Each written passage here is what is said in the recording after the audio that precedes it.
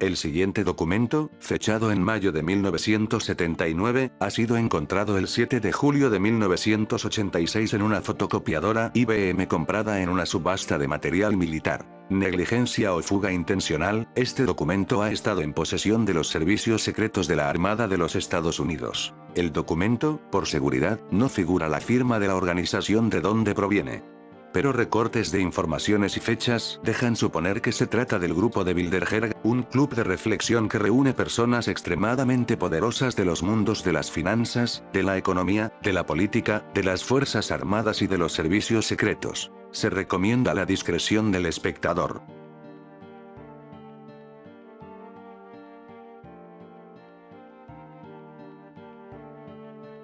Es manifiestamente imposible hablar de ingeniería social, o de automatización de una sociedad, ingeniería de sistemas de automatismos sociales o armas silenciosas, sobre una escala nacional o internacional, sin implicar objetivos extendidos de control social y de destrucción de la vida humana, es decir, esclavitud o genocidio.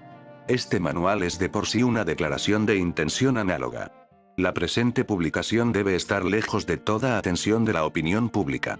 De lo contrario, podría ser interpretado como una declaración formal y técnica de guerra interior. Además, en el caso en que una persona o un grupo de personas que ocupan una posición de poder importante utilizaran tales conocimientos y una tal metodología para una conquista económica, está entendido que un tal estado de guerra interior subsiste entre este grupo de personas y el público. La solución a los problemas de nuestra época requiere un abordaje despiadadamente cándida, sin perturbar los valores religiosos, morales o culturales. Ha sido seleccionado para este proyecto en razón de su capacidad de mirar a la sociedad humana con una objetividad fría, y aun de analizar o de discutir de sus observaciones y conclusiones con capacidades intelectuales similares, sin perder la cualidad de discreción y humildad. Tales virtudes son ejercidas en su propio interés superior. No se desvíe de estas últimas. La tecnología de armas silenciosas ha evolucionado a partir de investigaciones operativas, una metodología estratégica y táctica desarrollada por el Estado Mayor Militar en Inglaterra durante la Segunda Guerra Mundial. El objetivo original de investigaciones operativas era estudiar problemas estratégicos y tácticos de defensa aérea y terrestre teniendo como objetivo la utilización efectiva de recursos limitados contra los enemigos extranjeros. Muy temprano fue reconocido por los que se hallaban en posición de poder que estos mismos métodos podían ser útiles para controlar totalmente una sociedad. Pero eran necesarios mejores instrumentos. La ingeniería social, el análisis y la automatización de una sociedad, requiere la puesta en relación de una gran cantidad de información y datos económicos siempre variables, vale decir que un sistema ultra rápido de tratamiento de la información era necesario para ganarle a la sociedad, y predecir cuándo ésta llegaría a capitular. Las calculadoras relegadas eran demasiado lentas, pero la computadora electrónica, ordenador, inventada en 1946 por John Prespereker y John William Maudsley hizo posible cumplir con esa misión. La siguiente etapa decisiva era el desarrollo de una metodología de programación por líneas en 1947, por el matemático George Bernard Dantzig. Luego en 1948, el transistor, inventado por John Bardeen, Walter User Brattain, y William Bradford Shockley, prometieron un campo de acción para la expansión y evolución rápida de la computadora gracias a la reducción del espacio y de la energía requerida. Con estas tres invenciones bajo su dirección, los que estaban en posición de poder presintieron fuertemente que era posible para ellos de controlar el conjunto del mundo apoyándose sobre un botón. Inmediatamente, la Fundación Rockefeller puso esto en ejecución, subvencionando un ciclo de estudios de 4 años en el Harvard College, creando el proyecto de investigación económica de Harvard para estudiar la estructura de la economía americana. Un año más tarde, en 1949, la Fuerza Aérea de los Estados Unidos se sumaba al proyecto. En 1952, el período de estudios culmina, y un encuentro de alto nivel de la élite fue llevado a cabo para determinar la siguiente fase de investigaciones en operaciones sociales. El proyecto Harvard había sido muy fructuoso, y algunos de estos resultados fueron publicados en 1953, sugiriendo la posibilidad de una ingeniería socioeconómica. Con la fusión nuclear en 1954, la promesa de estas fuentes de energía ilimitadas a partir del hidrógeno pesado del agua de mar, y en consecuencia la disponibilidad de un poder social ilimitado, era una posibilidad lejana de no más que algunos decenios. La combinación era irresistible. La Guerra Tranquila fue tranquilamente declarada por la élite internacional tras su encuentro llevado a cabo en 1954. Bien que el sistema de armas silenciosas fueran concebidas 13 años antes, la evolución de este nuevo sistema de armas no ha sufrido reveses o contratiempos mayores. Este volumen, manual, marca el 25 aniversario del inicio de la Guerra Tranquila. Desde ya, esta guerra interior ha logrado muchas victorias sobre muchos de los frentes a través del mundo. En 1954, los que se hallaban en posición de poder habían reconocido que todo era cuestión de tiempo, de solo algunas décadas, antes de que el público ordinario sea capaz de alcanzar y voltear la cuna del poder, y antes de que los elementos esenciales de la nueva tecnología de las armas silenciosas sean accesibles para una utopía pública tal como lo son para proveer ahora una utopía privada. La cuestión de primera importancia era la de la dominación, la cual giró en torno de los temas de las ciencias de la energía. La energía es reconocida como la clave de todas las actividades sobre Tierra. Las ciencias naturales son el estudio de las fuentes y de control de la energía natural, y las ciencias sociales, expresadas teóricamente a través de la economía, son el estudio de las fuentes y control de la energía social. Ambos son sistemas compatibles. Las matemáticas. En consecuencia, las matemáticas son la primera ciencia de la energía. Toda ciencia es esencialmente un medio hacia un objetivo. El medio o la estrategia es el conocimiento. El objetivo es el control. Más allá de ello, queda pendiente una sola pregunta. ¿Quién será el beneficiario? En 1954, ese fue el tema de preocupación principal. Si bien fueron relevadas cuestiones morales, desde el punto de vista de la ley de la selección natural, fue admitido que una nación o que una población mundial quien no utilizaría su inteligencia no sería mejor que animales que no tienen inteligencia. Tales personas son animales domesticados por elección y consentimiento de ellos mismos. En consecuencia, en el interés del futuro orden mundial, de su paz y de su tranquilidad, fue decidido de llevar a cabo una guerra tranquila contra el público americano con un último objetivo, de desplazar la energía social y natural, véase la riqueza, de la masa indisciplinada e irresponsable hacia las manos de algunos suertudos autodisciplinados y responsables. A fin de lograr este objetivo, fue necesario crear, proteger y de utilizar nuevas armas que, como el futuro lo dirá, eran un tipo de armas tan sutiles y sofisticados en su principio de funcionamiento y su apariencia pública que obtuvieron el apelativo de armas silenciosas. En conclusión, el objetivo de la investigación económica, tal como es llevada a cabo por los dirigentes del capital, o sea los bancos, y de las industrias de bienes y servicios, es el establecimiento de una economía totalmente previsible, predecible y manipulable. A fin de alcanzar hacia una economía totalmente predecible, los elementos de las clases inferiores de la sociedad deben ser llevadas a un control total, es decir, ser puestas a la calle, sometidas al yugo, y asignadas a un deber social de largo plazo desde una edad temprana, antes de que tengan una oportunidad de hacerse preguntas o cuestionamientos sobre la propiedad de la materia. Para llegar a tal conformidad, la célula familiar de las clases inferiores deben ser desintegradas por medio de un proceso de aumentación de preocupación por parte de los padres.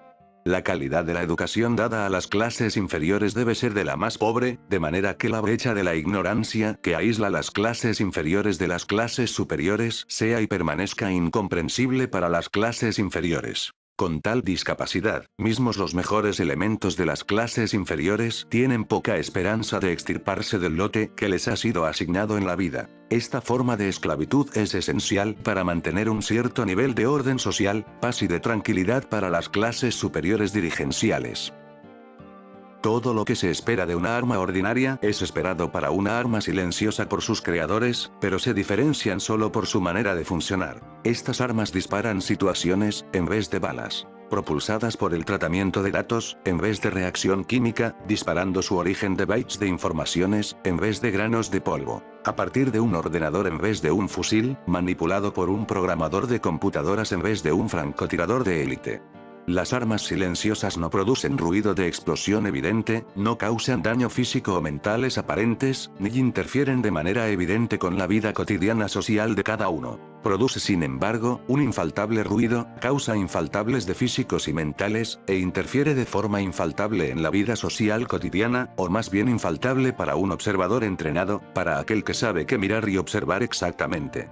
El público no puede comprender esta arma, y entonces no puede creer que es en realidad atacado y sometido por esta arma. El público puede sentir instintivamente que algo no va bien, pero en razón de la naturaleza técnica de esta arma silenciosa, él no puede expresar su sentimiento de manera racional, o tomar en mano el problema con inteligencia. En consecuencia, él no sabe cómo gritar por ayuda, y no sabe cómo asociarse con otros para defenderse. Cuando un arma silenciosa es aplicada gradualmente, las personas se ajustan, se adaptan a su presencia, y aprenden a tolerar sus repercusiones sobre sus vidas hasta que la presión, psicológica vía económica, se vuelve demasiado grande y se hunden. En consecuencia, el arma silenciosa es un tipo de arma biológica. Ella ataca la vitalidad, las opciones y la movilidad de los individuos de una sociedad, conociendo, entendiendo, manipulando y atacando sus fuentes de energía social y natural, así como sus fuerzas y debilidades físicas, mentales y emocionales. Dadme control sobre la moneda de una nación, y no tendré por qué preocuparme de aquellos que hacen sus leyes. La tecnología actual de las armas silenciosas es una extensión de una idea simple descubierta, sucintamente expresada, y efectivamente aplicada por Mayer Amschel Rothschild. El señor Rothschild descubrió el componente pasivo faltante a la teoría económica, conocida bajo el término de inducción económica. Obviamente, él no pensó sobre su descubrimiento en los términos del siglo XX, por lo que el análisis matemático tuvo que esperar la segunda revolución industrial, el advenimiento de las teorías físicas y electrónicas, y finalmente la invención de la computadora electrónica, antes mismo de ser efectivamente puesto en aplicación para el control de la economía mundial. Lo que el señor Rothschild había descubierto era el principio de base del poder, de la influencia, y del control sobre las personas tal que era aplicado a través de la economía. Este principio es que, cuando usted asume la apariencia de poder, las personas se lo dan pronto. el señor Rothschild había descubierto que el dinero o las cuentas de crédito sobre depósito tenían la apariencia necesaria del poder que podía ser utilizado para inducir a las personas, la inducción a las personas representando como un campo magnético, intercambiando sus riquezas contra una promesa de riqueza más grande, en vez de una compensación real. Él había descubierto que el dinero le daba poder de reacomodar la estructura económica a su propia ventaja, de desplazar la inducción o inductabilidad económica hacia aquellas posiciones económicas que influenciaban o promovían la más grande inestabilidad económica u oscilación. La clave final del control económico debió esperar que hubiera suficientemente datos económicos y un equipo informático rápido para registrar y tener una aproximación más certera sobre las oscilaciones económicas creadas por el price shocking y el exceso de energía bajo forma de crédito papel, inducción-inductabilidad/inflación.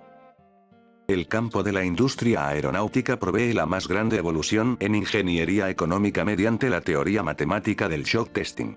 En este procedimiento, un proyectil es disparado a partir de un avión hacia tierra, y la impulsión del retroceso del avión es medida por sensores de vibraciones ubicados sobre la carrocería, y conectados a registradores gráficos. Estudiando el eco o las refracciones del impulso de retroceso sobre el avión, es posible descubrir las vibraciones críticas en la estructura del avión. Desde el punto de vista de la ingeniería, esto significa que las fuerzas y las debilidades de la estructura del avión en términos de la energía vibratoria pueden ser descubiertas y manipuladas. Para utilizar este método de shock testing aeronáutico en la ingeniería económica, los precios de los productos están sometidos a un choque, y la reacción del público es medida. El eco resultante del choque económico es interpretado teóricamente por las computadoras, y la estructura psicoeconómica es así descubierto. Es por este procedimiento que es descubierto lo que define el hogar familiar y hace posible su evaluación, véase avances de econometría. Desde entonces, la respuesta del hogar familiar al manejo de los choques futuros puede ser predecida y manipulada, y la sociedad se convierte entonces en un animal bien regulado con sus renos bajo el control de un sofisticado sistema de contabilidad de energía social regulado por computadora. Finalmente, cada elemento individual de la estructura está bajo el control de una computadora a través del conocimiento de las preferencias personales. Un tal conocimiento es extendido por la asociación informática de códigos de barra con la identificación exacta del consumidor identificado, a través de la tarjeta de crédito, y más tarde con el tatuaje permanente sobre el cuerpo de un número invisible bajo la luz ambiente ordinaria. El proyecto de investigación económica de Harvard era una extensión de investigaciones operativas. Su propósito era de descubrir la ciencia del control de una economía. Al inicio la economía americana, luego la economía mundial. Fue presentido que con suficientes bases matemáticas y datos, sería tempranamente fácil y controlar la tendencia de la economía, así como predecir y calcular la trayectoria de un proyectil. Ese fue el caso. Más aún, la economía ha sido transformada en un misil guiado hacia un objetivo. El objetivo inmediato del proyecto Harvard era de descubrir la estructura económica, y qué fuerzas modifican su estructura, y cómo el comportamiento de la estructura puede ser predecido, y cómo puede ser manipulado. Lo que era buscado era un conocimiento bien organizado de las estructuras matemáticas e interrelaciones de la inversión, producción, distribución y el consumo. Para hacer un resumen de todo esto, fue descubierto que una economía obedecía a las mismas leyes que la electricidad, y que todas las teorías matemáticas así que el cómo saber hacer práctico e informático desarrollados en el área de la electrónica podía ser directamente aplicado en el estudio de la economía. Este descubrimiento no fue proclamado abiertamente, y sus implicaciones las más sutiles fueron y son aún un secreto celosamente guardado, como por ejemplo el hecho que en un modelo económico, la vida humana es medida en dólares, o que una chispa eléctrica generada al encendido de un interruptor conectado a un inductor activo es matemáticamente análogo o similar a la iniciación de una guerra. El más grande obstáculo encontrado para los teóricos de la economía fue la descripción precisa del hogar familiar en tanto que industria. Esto es un desafío visto que las compras del consumidor son un asunto de elección, el cual es influenciado por el nivel de ingresos, los precios y otros factores económicos. Este obstáculo fue levantado por un medio indirecto y estadísticamente aproximativo, utilizando el shock testing para determinar las características corrientes llamadas coeficientes técnicas de una industria o de bienes hogareños. Finalmente, porque los problemas en economía teórica pueden ser traducidos muy fácilmente en problemas de electrónica teórica, y la solución traducida a su vez en sentido inverso, entonces solo se requería un solo libro de traducción lingüística y de definición de conceptos tenían necesidad de ser escrito. El resto podía ser encontrado en los trabajos ordinarios en matemática y electrónica. Esto volvía inútil la publicación de un libro sobre la economía avanzada, y simplificaba considerablemente la seguridad del proyecto. Uno de los métodos de evaluación de los coeficientes técnicos de una industria de transformación consiste en someter el precio de los productos a un choque, o confrontación, y a observar y registrar los cambios en las ventas de todos los productos. No solamente el precio de los productos, pero también la disponibilidad del trabajo puede ser utilizado como medio de shock testing, prueba de choque. Las huelgas proveen excelentes pruebas de choque de una economía, en particular en los sectores de servicios críticos como el transporte terrestre, las comunicaciones, los servicios urbanos colectivos, véase energía, agua, recolección de basura, etc. Gracias a la prueba de choque, shock testing, fue descubierta una relación directa entre la disponibilidad del flujo de dinero en una economía y la respuesta de una masa de gente en función a esa disponibilidad. Por ejemplo, se ha establecido que existe una relación cuantitativa medible entre el precio de la gasolina y la probabilidad de que persona sufra de dolor de cabeza, resienta ganas de ver una película violenta, fumar un cigarrillo, o ir a un bar para tomar un par de cervezas. Lo más interesante es que observando y midiendo los modelos económicos por los cuales el público trata de huir sus problemas y de escapar de la realidad, y aplicando la teoría matemática de investigaciones operativas, es posible programar computadoras para predecir la más probable combinación de acontecimientos creados, choques, que llevaron a un control completa y al sometimiento del público, a través de una subversión de la economía pública, agitando el árbol de manzanas. En el estudio de sistemas de energía, aparecen siempre tres conceptos elementales. Son la energía potencial, la energía cinética, y la disipación de la energía. Correspondiendo a estos tres conceptos, hay tres contrapartes físicas esenciales e idealizadas llamados componentes pasivos. 1. En ciencia física, el fenómeno de energía potencial es asociado a la propiedad física llamado elasticidad o rigidez, y puede ser representado por un resorte extendido. En ciencia electrónica, la energía potencial es almacenada en un capacitador en vez de un resorte. Esta propiedad es llamada capacitancia en vez de elasticidad o rigidez. 2.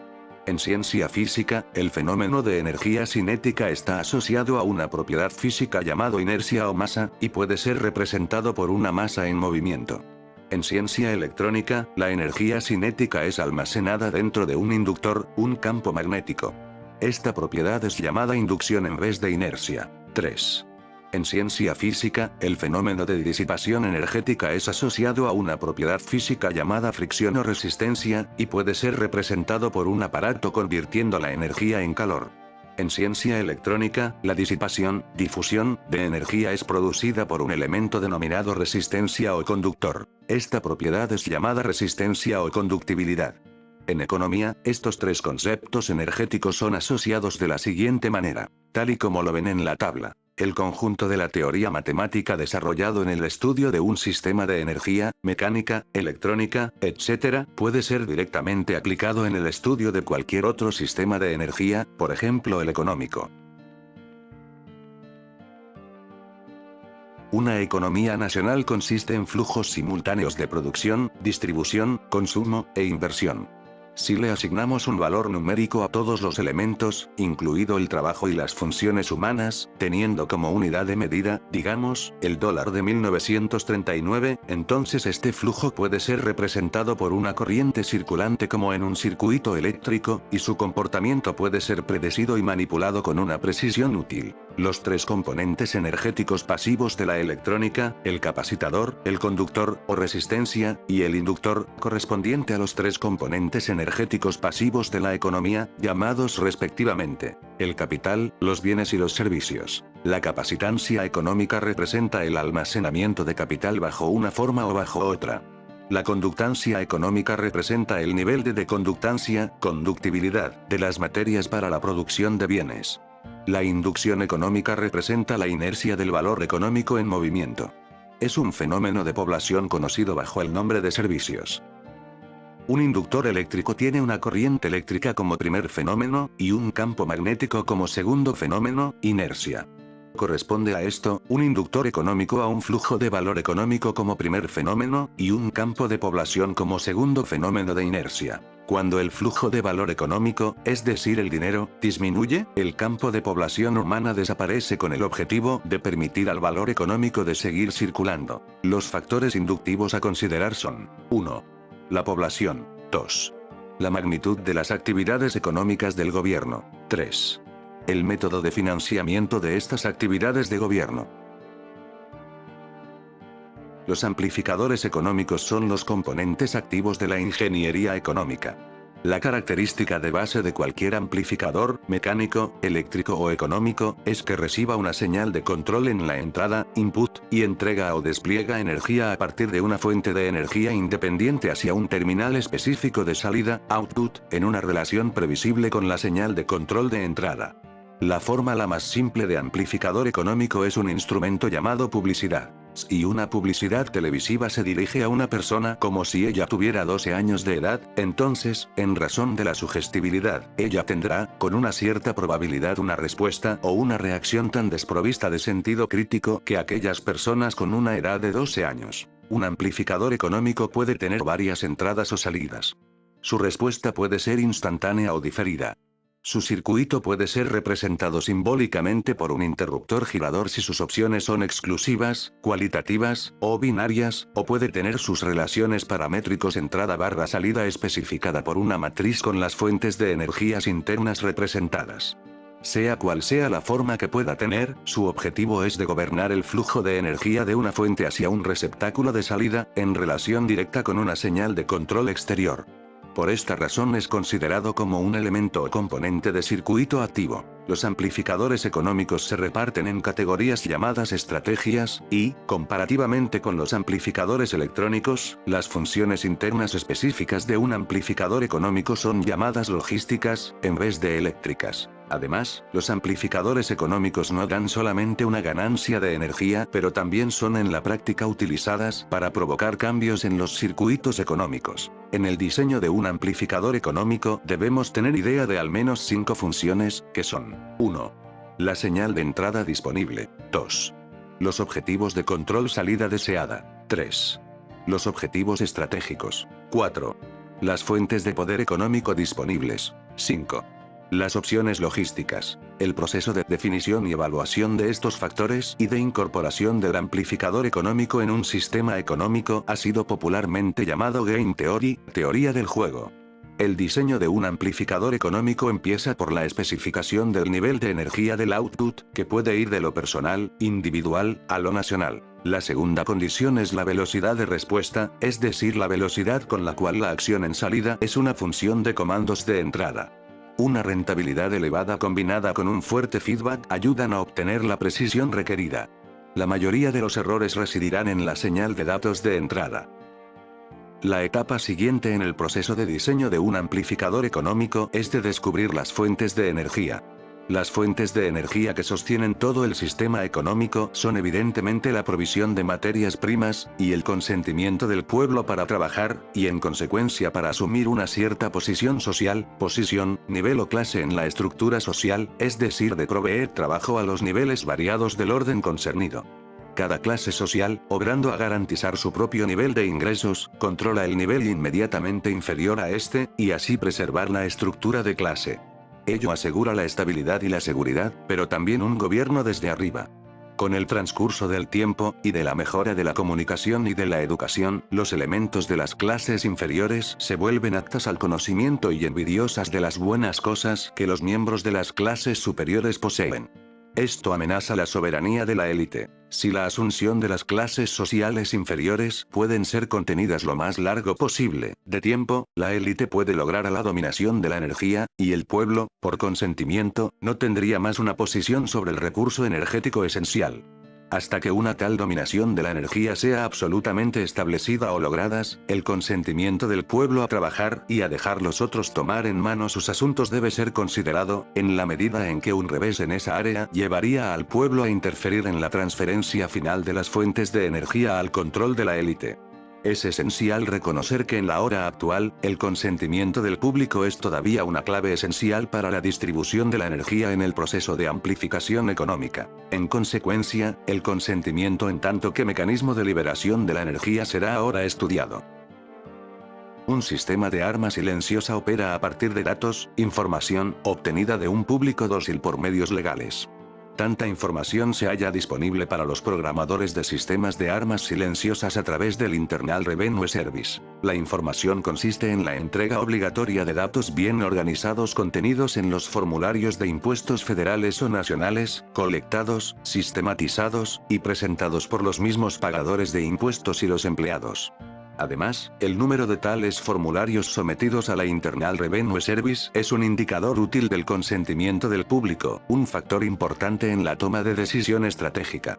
Otras fuentes de datos son expuestos en la corta lista de inputs. Los coeficientes de consentimiento son un feedback numérico indicando el estatuto o grado de la victoria. Base psicológica. Cuando el gobierno es capaz de colectar o recaudar los impuestos y de dimensionar la propiedad privada sin justa compensación, es una indicación que el público está maduro para rendirse y consentir su puesta en esclavitud y a su sometimiento legal. Un buen indicador, fácilmente cuantificable, de tiempo más duros en el futuro es el número de ciudadanos públicos que pagan un impuesto sobre el ingreso ante una carencia evidente de reciprocidad o de servicio honesto por parte del gobierno. La experiencia ha mostrado que el método más simple para volver eficaz una arma silenciosa es ganar el control del público, es de mantener el público ignorante de los principios básicos de los sistemas por un lado, siempre llevándole a la confusión, desorganización, y distraído con temas sin importancia real por otro lado. Esto es obtenido con 1. Descomprometiendo sus mentes y espíritus, saboteando sus actividades mentales, proveyendo programas educativos de baja calidad en matemáticas, lógica, diseño de sistema y economía, y desmotivando la creatividad. 2.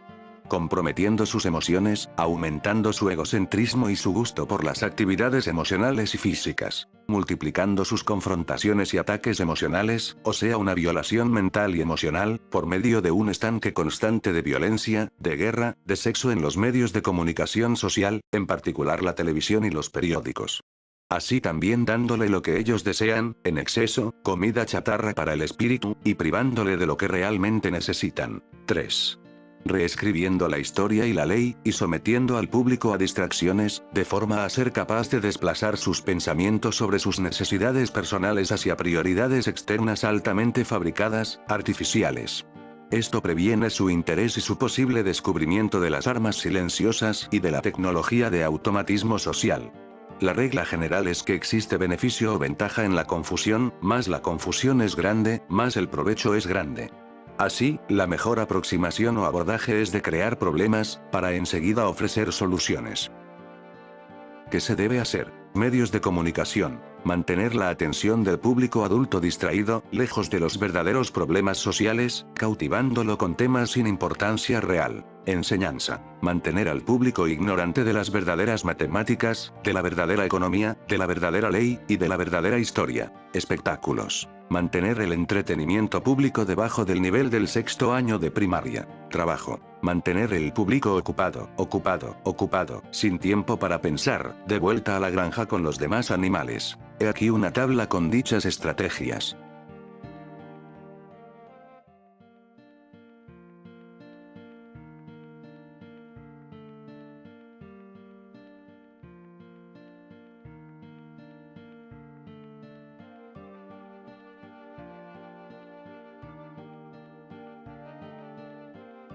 La aplicación con éxito de una estrategia requiere de un estudio minucioso de las entradas, inputs, salidas, o outputs, de la estrategia relacionando las entradas a las salidas, y de las fuentes de energía disponibles para cumplir con esta estrategia.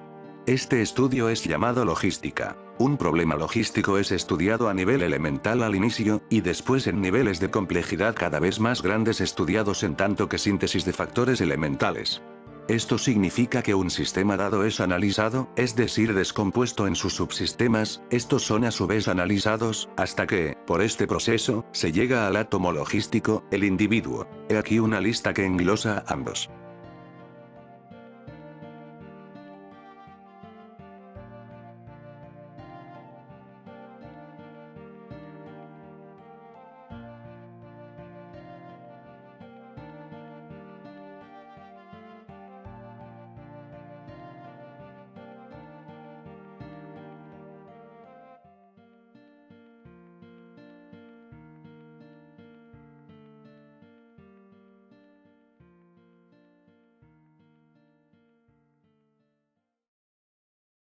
Desde el momento en que una persona deja el útero de su madre, sus esfuerzos a todo instante están consagrados a construir y a mantener úteros artificiales en los cuales refugiarse, o formas variadas de cascarones protectores de sustitución. El objetivo de estos úteros artificiales es de proveer un medio estable para a la vez actividad estable e inestable, de proveer un hábitat, lugar, para el proceso evolutivo de crecimiento y madurez, es decir, de la sobrevivencia, de proveer seguridad para la libertad, y de proveer una protección defensiva contra una actividad ofensiva. Esto es verdad y cierto a la vez para el público ordinario, así como para la élite. Toda vez, existe una diferencia fundamental en la manera y forma en cómo encaran las clases sociales sus problemas. La primera razón por la cual los ciudadanos individuales de un país crean una estructura política es un deseo subconsciente de perpetuar la relación de dependencia de su infancia.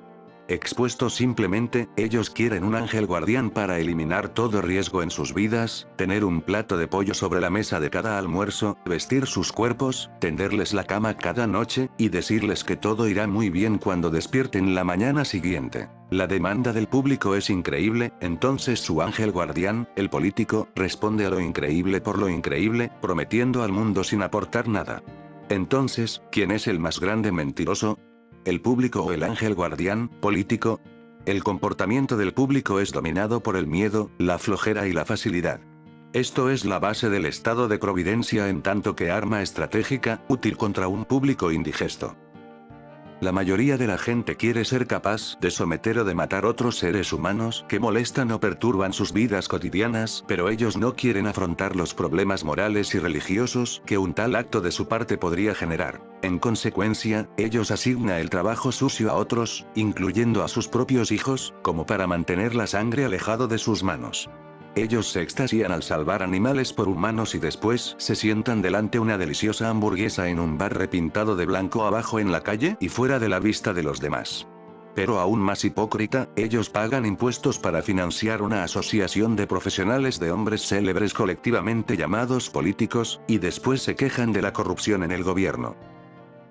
Una vez más, la mayoría de la gente quiere ser libre de hacer las cosas, explorar, etc., pero tienen miedo de fracasar. El miedo al fracaso es manifestado por la irresponsabilidad, en particular delegando sus responsabilidades personales a otros ahí donde el éxito es inseguro o implica obligaciones que la persona no está lista a aceptar. Ellos quieren la autoridad, pero ellos no aceptarán ninguna responsabilidad u obligación. El pueblo mandata a los políticos a fin de que el pueblo pueda: 1. Obtener la seguridad sin tener que organizarse. 2. Obtener acción sin tener que pensar o reflexionar. 3. Infringir el robo, las heridas, y la muerte a otros sin tener que contemplar la vida o la muerte. 4. Evitar asumir la responsabilidad por sus propias intenciones. Así también, da a los políticos el poder de crear y de dirigir una máquina de guerra por: 1. Apelar a la sobrevivencia de la nación útero. 2. Impedir la yuxtaposición de cualquier cosa sobre la nación útero. 3. Destruir a los enemigos que amenazan la nación útero. 4. Destruir a los ciudadanos de su propio país que no se conforman al respeto de la estabilidad de la nación útero. Una industria tipo puede ser simbolizada electrónicamente de varias maneras. La más simple es de representar la demanda por un voltaje, y la oferta por la corriente. Cuando ha sido realizado, la relación entre estos dos se convierte en lo que llamamos una admisión, que puede resultar de 3 factores económicos. 1. El flujo retrospectivo. 2. El flujo presente. Y 3. El flujo previsional. El flujo previsional es el resultado de la propiedad de las entidades vivientes que hace que la energía, alimentos, esté almacenada por un período de baja energía, es decir, para la estación de invierno. En una industria de producción, ello toma diferentes formas. Una de ellas es conocida bajo el nombre de almacenamiento de producción o inventario. En la simbología electrónica, este tipo de demanda industrial, pura industria de capital, es representado por la capacitancia, y el stock, o recursos, es representado por una carga almacenada. La satisfacción de una demanda industrial sufre un desfase a causa del efecto de llenar los stocks, almacenamientos. El flujo presente no implica idealmente ningún plazo. Él es, propiamente dicho, del input del día por el output del día, un flujo de la mano a la boca. En la simbología electrónica, este tipo de demanda industrial es representado por una conductibilidad, que es entonces una simple válvula económica, un elemento que disipa. El flujo retrospectivo es conocido como costumbre o inercia. En electrónica, este fenómeno es característico de un inductor en el cual un flujo de corriente crea un campo magnético que, si el corriente, o sea dinero, comienza a disminuir, desaparece la guerra, para mantener la corriente. Otras alternativas importantes a la guerra en tanto que inductores económicos son los programas de asistencia social sin fin, o un enorme, pero fructuoso, programa espacial. El problema en la estabilización de un sistema económico es que hay demasiada demanda, a causa de demasiada avidez y demasiada población. Esto crea una inductibilidad económica excesiva que puede solamente ser equilibrada por la capacitancia económica, verdaderos recursos o valor, es decir, bienes y servicios.